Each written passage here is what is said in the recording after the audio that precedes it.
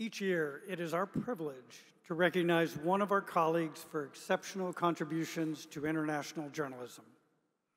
Past recipients of the OPC President's Award have included Washington Post publisher Katharine Graham, New York Times editor Bill Keller, South Africa's courageous Donald Woods, the AP's Kathy Gannon, and last year, Christian Amanpour of CNN. Tonight, it's our pleasure to recognize David Remnick, the editor of The New Yorker, and a journalist whose career exemplifies, simply put, the best in our profession. David began his career stringing for a local paper, followed by an internship with the Washington Post.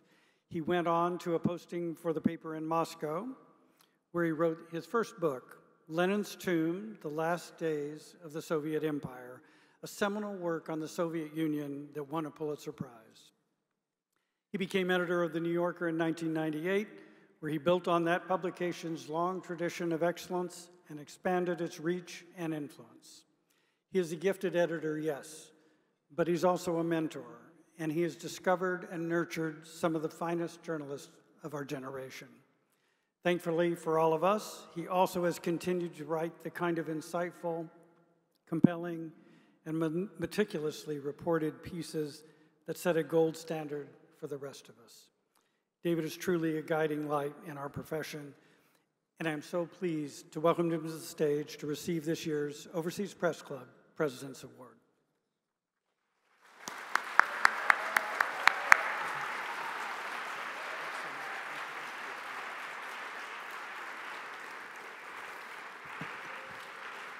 Thank you. Thanks very much. Now, modesty, usually false, is a convention of public speaking, particularly when it involves the acceptance of an award.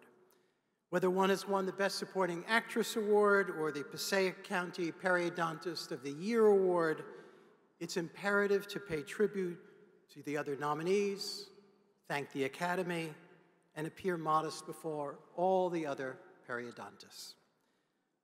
But tonight, I hope you'll believe me, and I pray you do, that my modesty is neither routine nor artificial.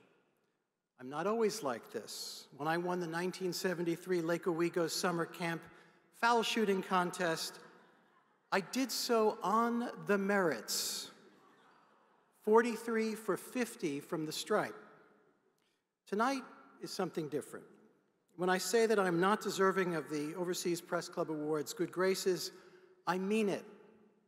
Maria Ressa, Nobel laureate, David Remnick, selector of talking dog cartoons.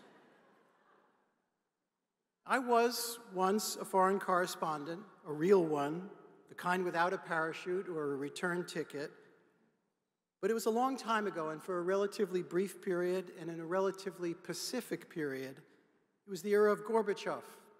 I spent a fascinating 4 years in the late Soviet Union during an extended period of reform that was sometimes called the Moscow Spring. This was a charmed interregnum of promise and safety, particularly for the foreign press. It came after Nick Davidoff of U.S. News and World Report had been imprisoned on a phony espionage charge, and long before Evan Gershkovich, a brilliant reporter for the Wall Street Journal, was arrested on an equally preposterous espionage charge. My wife, Esther Fine, and I, she wrote for the New York Times, I for the Post, and all of my other colleagues in Moscow, we had no illusions. We were being bugged by the KGB. Our local employees went to a weekly meeting to tell all the fascinating things that we were doing that week. And yet, the only two occasions that I ever entered Lubyanka, the great headquarters of the secret police, was the first time was to interview the first and last Miss KGB, an attempt at the warming spirit by the secret police of the Soviet Union. The second time was a few nights after the fall of the Communist Party in August of 1991, when I was invited at midnight into Lubyanka prison to interview the new head of the Moscow KGB, who explained to me in great deal all the democratic reforms that would come to the secret police. I'm not sure which was more illusory, the dismantlement plan or Miss KGB. So I was lucky. which is why I accept this award with a modesty that borders on embarrassment. Subsequent forays to Chechnya, the West Bank, Gaza, and elsewhere in coming years were also, compared to the exploits of the people we honor tonight, fleeting and mild. One of my favorite foreign correspondents of all time was A.J. Liebling, whose reporting from the beaches of Normandy and the liberation of Paris for The New Yorker led to the most thrilling dispatches since Herodotus was a stringer covering the Battle of Marathon. The one thing I have in common with Liebling, besides a common publication, is that our years abroad were distinctly limited. And his expression of modesty, if somewhat pre-modern and distinctly politically incorrect, stands for my own. He wrote, "There is an old proverb that a woman may sleep with one man without being a trollop, but let a man cover one little war and he is a war correspondent." I belong, he said, to the one war category. Prior to October 1938, this is Liebling, obviously. I'm old, but not that old. Prior to October 1938, my only friends were prize fighters, seconds, romance philologists, curators of tropical fish, bail bondsmen, press agents for professional wrestlers, and horse clockers. Like you, I don't know what a horse clocker is. But Liebling was, in other words, a feature writer, a generalist who had once in his youth been lucky enough to have been sent abroad and survived the experience. When I consider the hardships and dangers faced by my true foreign correspondent heroes, Orwell in Spain, Martha Gellhorn and Janet Flanner in Europe, John Hersey in Hiroshima, Maria Ressa in Philippines, Bernard Fall, Michael Hare, Francis Fitzgerald in Vietnam, and young stars like Patricia Evangelista and Susie Hansen, and so many more, I am humbled by their courage, their skill, and their persistence. Every time I've encountered the real thing, I've been moved to the point of real reverence. During the Second Intifada, I arrived with a photographer in the West Bank city of Jenin. There had been a great battle. The streets were abandoned. Stores were shuttered. Everything was still. Everything was quiet. People were terrified for their lives and taking shelter in their homes. Israeli tanks ringed the city. Many Palestinians had already been killed. Garbed in a borrowed Kevlar vest and helmet that was so perched on the top of my head and so ill-fitting that they marked me for the tyro that I still was, I heard a woman whisper theatrically, "Get out of the street, you fool." The accent was American. I saw that this woman had set up in an alley a kind of makeshift mini Jenin bureau. She wore an eye patch, a souvenir from when she had been wounded covering the civil war in Sri Lanka. This was, of course, Marie Colvin of the Sunday Times. She had given everything of herself to the war, and the eye was just a prelude to greater sacrifice. A decade later, I sat in my warm living room, distinctly undangerous, watching on CNN as Marie covered the Syrian bombardment of the city of Homs. In her long career, she told Anderson Cooper, in the moment, this was the worst shelling she had ever experienced. A couple of hours later, she was dead, targeted, it seemed, by the Syrian army.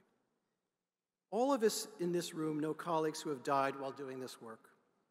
We all know fixers and translators who have suffered terrible. Others have been imprisoned or taken hostage. And under my own roof, whenever John Lee Anderson or Luke Mogelson, Masha Gessen, Dexter Filkins, Josh Yaffa, Ben Tao, Alexis Akueo, whenever they are out in what is politely called the field, an absurdly pastoral description, I cannot wait for them to be home.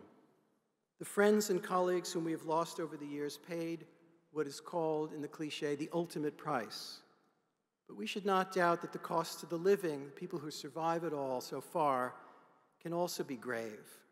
PTSD is a slippery, unpredictable bastard that appears in many guises and at any time. I'm particularly and latterly humbled and saddened and outraged by what we've seen these past months in Gaza. Nearly 100 Palestinian journalists have been killed while trying to record and describe the catastrophe there. I too want to pay special tribute and extend my deepest gratitude to Mossab Abu Toa, a poet of Gaza, who during the worst of the bombing this year became a foreign correspondent out of circumstance, writing a series of remarkable dispatches, including the ones he did for us that are being honored here tonight. So I send love to Mossab and his family tonight, who are in Cairo. Reporters understand their mission, or the best of them absolutely do. The duty of editors is not only to support those reporters materially and spiritually and more, it's our duty, to the best of our ability, to ignore what is so politely called the metrics, to meet seeming indifference to the affairs of the world beyond our borders with an ever more powerful commitment to publishing and airing foreign news with depth, imagination, and a sense that it matters. When I first arrived in the Soviet Union, countless people told me that in the days of ironclad censorship under communist rule, the only way they knew the truth about the world was through news reports that had been in the New York Times, and the Washington Post, and other such outlets that were then read in Russian or Georgian or Kazakh or whatever over the Voice of America and Radio Liberty. Now, in an era when authoritarianism and inevitably censorship is unbelievably, ineluctably on the rise, we are likely to see that phenomenon again, if only through new technological means. And so even as business models are challenged and attention spans wander, our responsibility hardly diminishes. It grows. It is immense.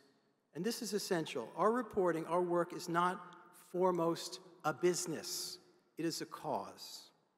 This is why I am so proud to be here tonight among you, and with more humility than I think you can imagine. Yes, I was a short-lived, okay foreign correspondent and an occasional subsequent parachute artist. But you are the real thing. You honor the cause, and my gratitude to you is everlasting. Thank you.